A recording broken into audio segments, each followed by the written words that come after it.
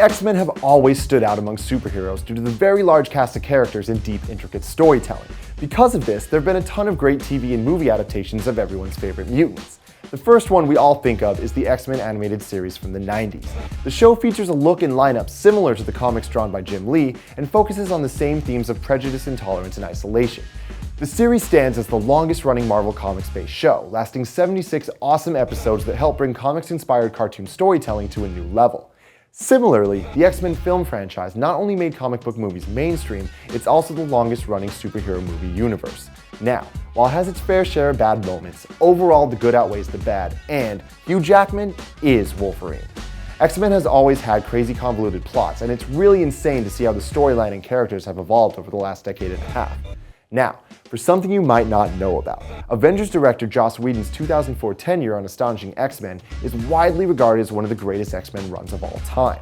The series was adapted into a 4-part motion comic series that, despite sometimes awkward animation and voice acting, is an excellent, faithful reproduction of the classic comic. While it might take some getting used to watching, trust me, the story is worth it. Okay, so if you grew up with the 90s series, chances are you also have a very special place in your heart for early 2000s X-Men Evolution. The series focused on a much younger teenage cast of mutants, with old favorites like Storm, Wolverine, and Beast taking on professor roles.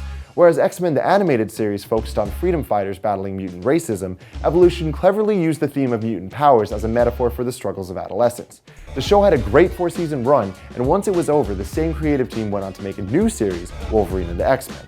While not a continuation of Evolution, a similar level of quality was upheld, covering classic storylines inspired by the Astonishing X-Men comic series. However, despite a positive critical reception, the show was cancelled after only 1 season, but it's still awesome enough to stand on its own.